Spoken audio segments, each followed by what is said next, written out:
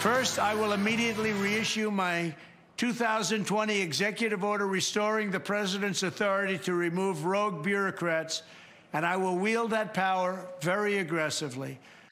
Welcome back. The Trump campaign has been quite vocal about distancing itself from Project 2025, which was hatched by the Heritage Foundation. But one of the elements of it calls for a total restructuring of the way the federal government works. And to this point, that still remains on the Trump campaign website. He's calling it Agenda 47. My guest tonight says that could have a demonstrative effect on local workers. She is Congresswoman Abigail Spanberger. She's up late with me tonight here on the Final Five. Good to see you again. Thanks so much for having me on.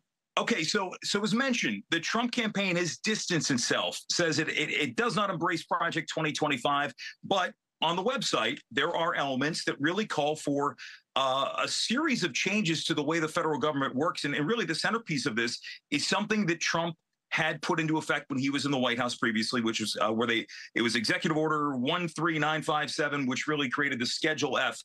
Break it down for what that means to people.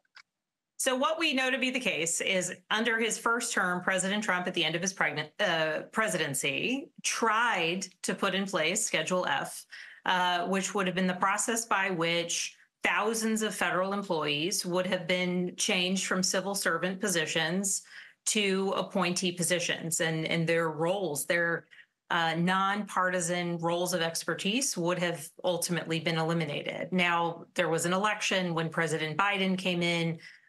He rolled this back, so we never really faced the reality of what Schedule F intended to do and what Schedule F indeed was. But we know that this remains an interest. Aside from Project 2025, the Trump campaign has on their website what's called Agenda 47. And among other things, part of Agenda 47 is putting Schedule F back in place, but doing it, unfortunately successfully at this point in time. And then notably, Vice presidential candidate J.D. Vance has said on the record that he would, give the advice to President Trump of firing every civil servant and replacing them with, quote unquote, our people.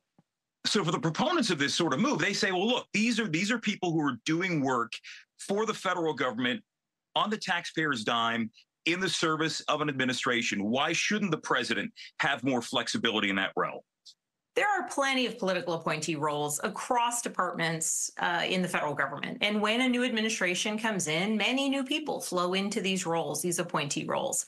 But there are also so many civil servant roles that are reserved for people who are career public servants, who are bound by the limits of the Hatch Act, who choose to serve no matter who the president is, and so many executive roles. And at CIA, I was, in the executive branch in a role there.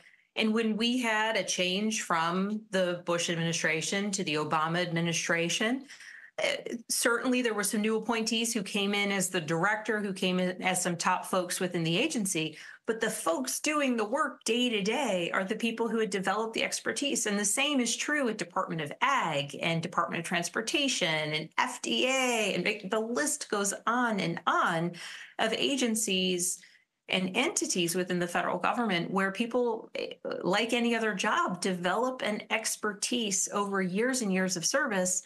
And, the presidential administration is supposed to matter little to the service and the work that they do on behalf of the American public. So we mentioned 2025 and the fact you are vacating that seat. But before that, we have November rolling around. You were one of the first Virginia lawmakers to endorse Vice President Harris before the nomination process played out. We've seen some change in the race right now. But as you look at the state of play for Virginia, where many Republicans think Virginia is a winnable state, what has changed and what would your advice be to the vice president?